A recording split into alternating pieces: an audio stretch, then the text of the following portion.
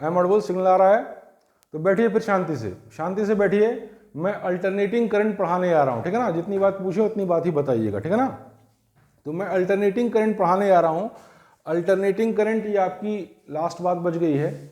इसके पहले मैंने आपको इलेक्ट्रोमैग्नेटिक इंडक्शन आपको पढ़ाया था, है ना। तो इलेक्ट्रोमैग्नेटिक इंडक्शन में 2-3 बात बच गई थी। एक तो कम्बिनेशन ऑफ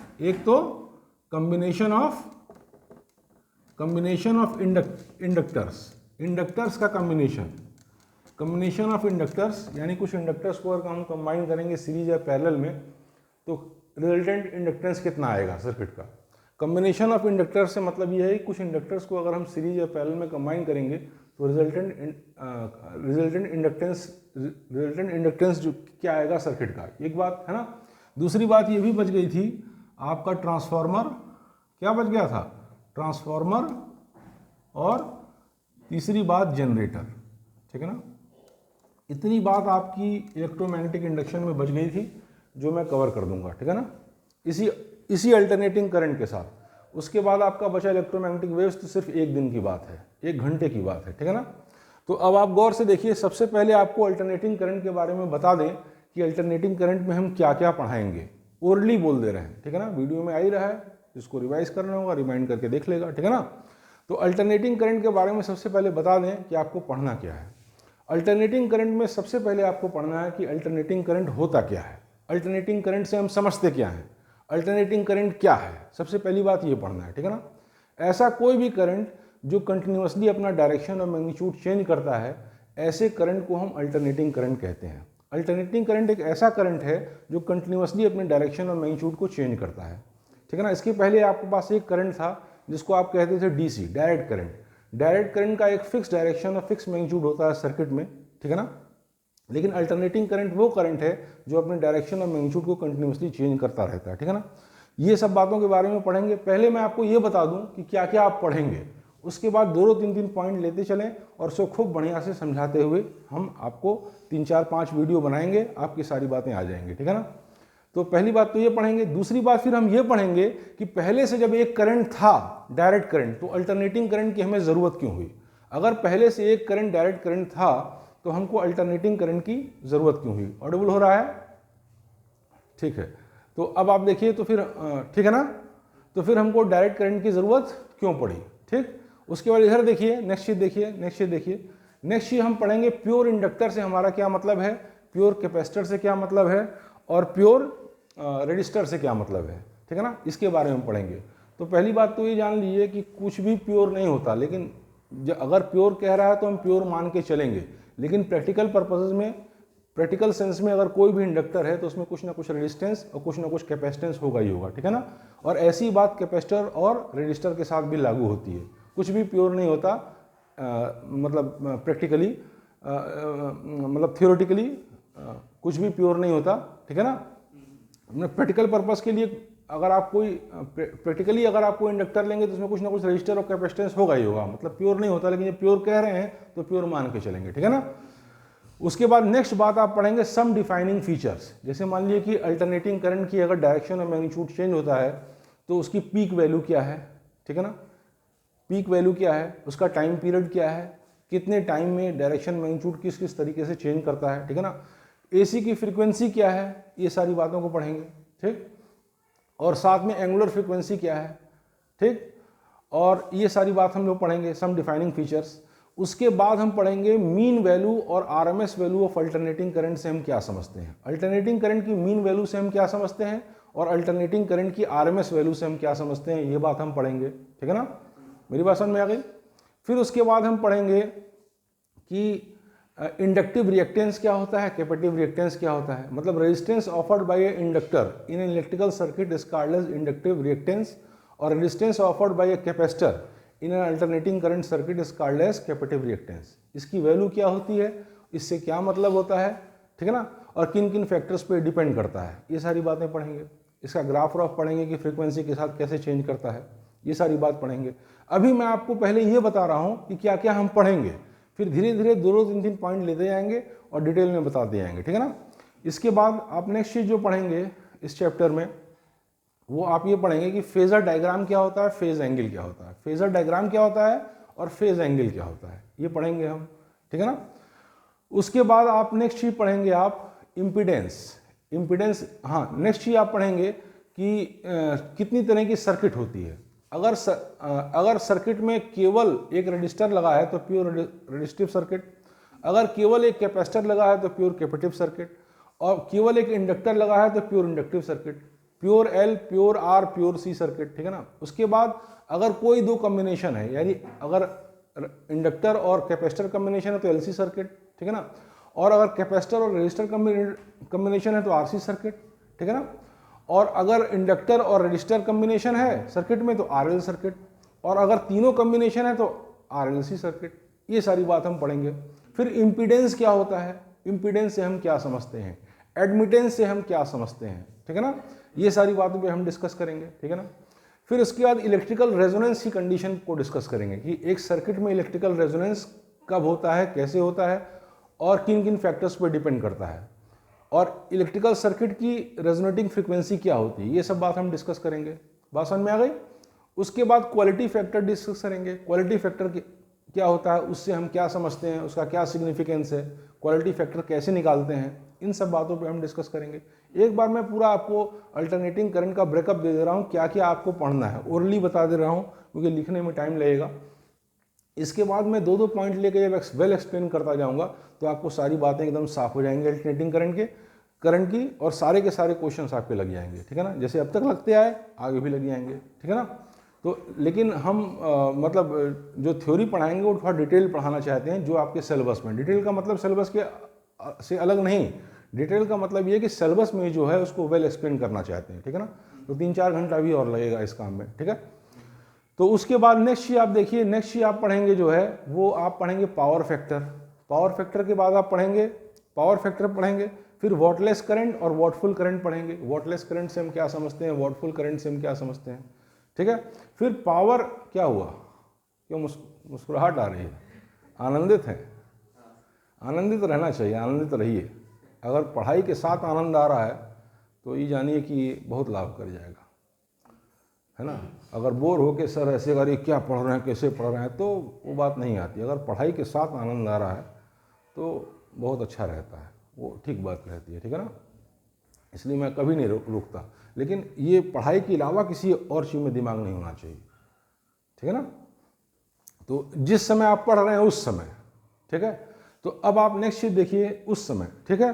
तो अब नेक्स्ट चीज देखिए, आप पढ़ेंगे power consumed in AC alternating current circuit. अगर अल्टरनेटिंग करंट सर्किट है तो उसमें कितना पावर वेस्ट होता है, कितना पावर डिसिपेट होता है, उसके बारे में हम डिस्कस करेंगे। VRMS into IRMS into cos phi, ठीक है ना।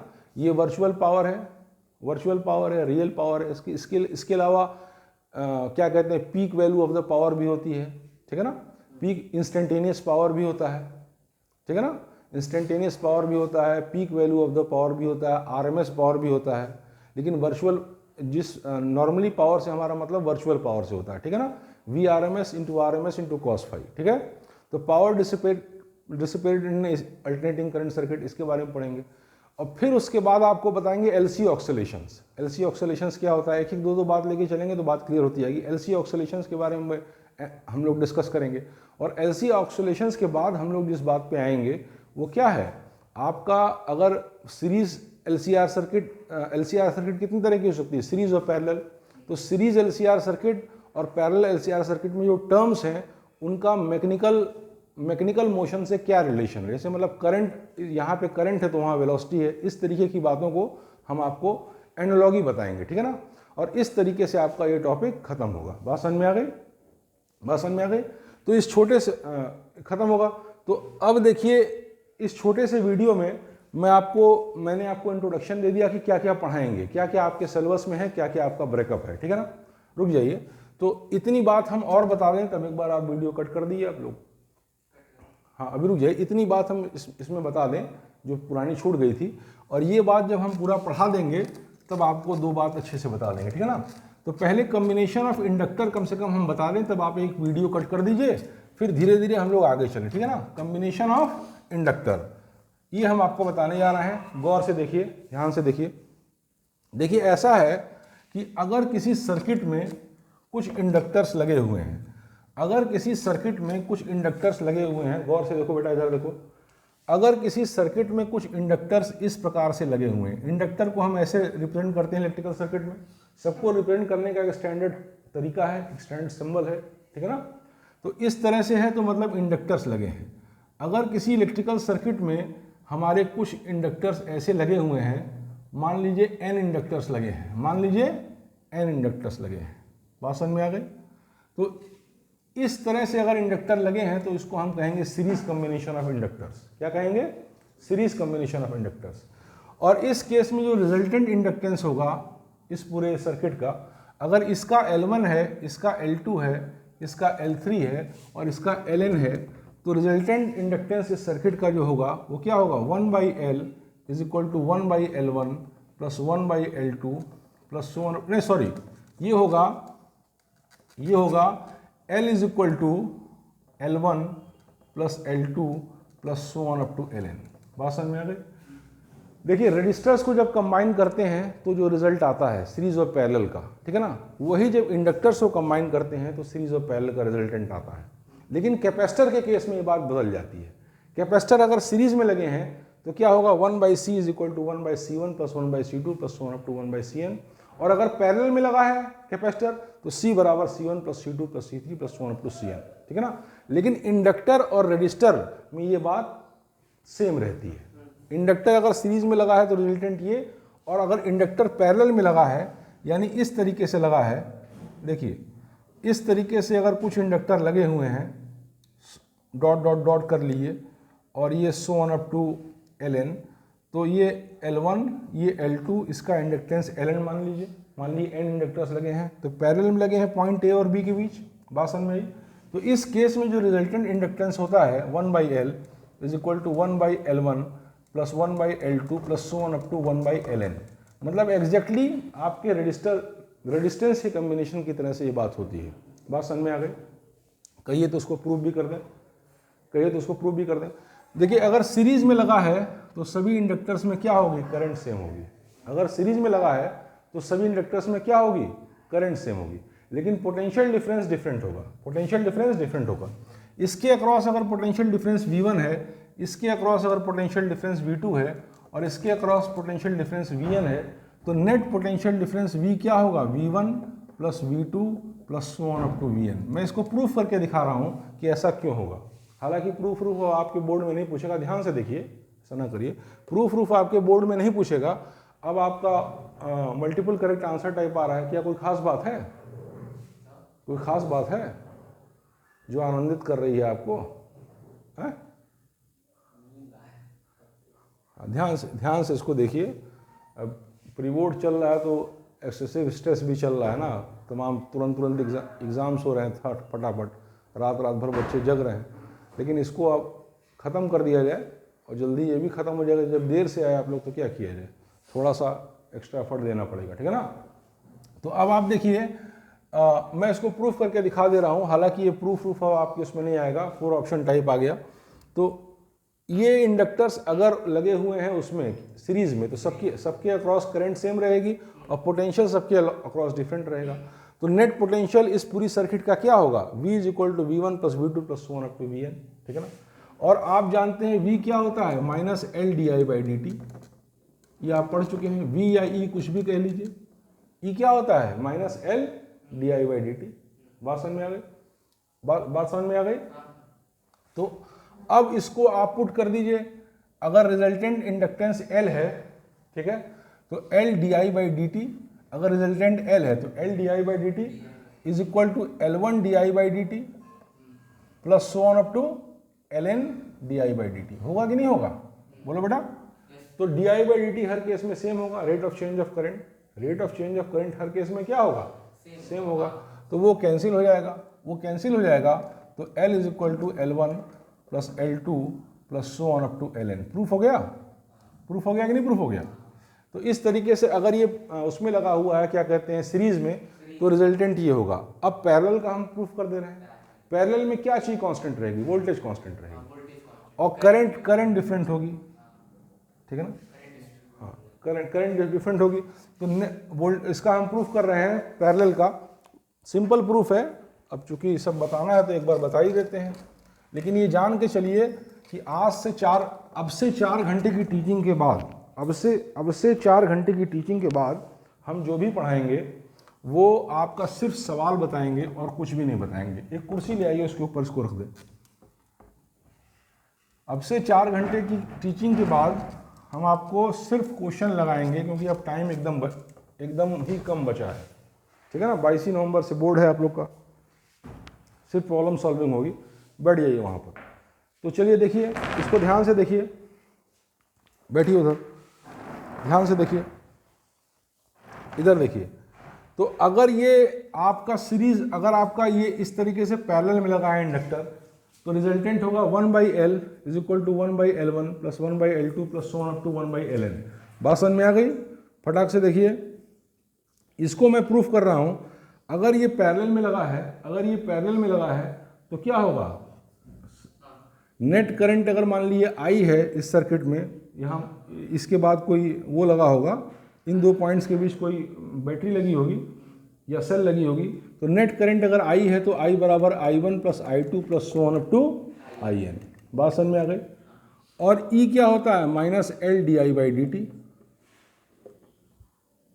ठीक है ना, ठीक है ना। तो अब इसको डिफ्रेंशिएट कर दिए टाइम के रिस्पेक्ट में, तो di/dt is equal to di1/dt plus so on up to din/dt। बात समझ में आ गई? बात समझ में आ गई? और di/dt क्या होता है, E/L, यानी नेट पोटेंशियल बाई L, ठीक है ना। अगर मान लिए इसका पूरा रिजल्टेंट का नेट पोटेंशियल E है, तो di/dt क्या होता है, नेट पोटेंशियल बाई L। और ये रिजल्टेंट इंडक्टेंस है, और यहाँ पे क्या होगा, नेट पोटेंशियल यहाँ भी होगा, क्योंकि पोटेंशियल डिफरेंस दोनों के अक्रॉस सेम है। Net potential by L1 plus net potential by L2 plus so on up to net potential by Ln, ये हो जाएगा, ठीक है ना। तो नेट पोटेंशियल सबका सेम है, क्योंकि ये क्या है, पैरेलल में है। इस तरीके से अगर पैरेलल कॉम्बिनेशन ऑफ इंडक्टर्स है तो उसका रिजल्टेंट होगा 1/L1 plus 1/L2 plus so on up to 1/Ln। ये प्रूफ हो गया। हालांकि ये प्रूफ कहीं पूछेगा नहीं, लेकिन जो भी सिलेबस में है उसका मुझे 100% कवरेज देना है, इसलिए मैंने कर दिया। तो अब एक बार कट कर दीजिए, फिर नेक्स्ट स्टार्ट करें हम।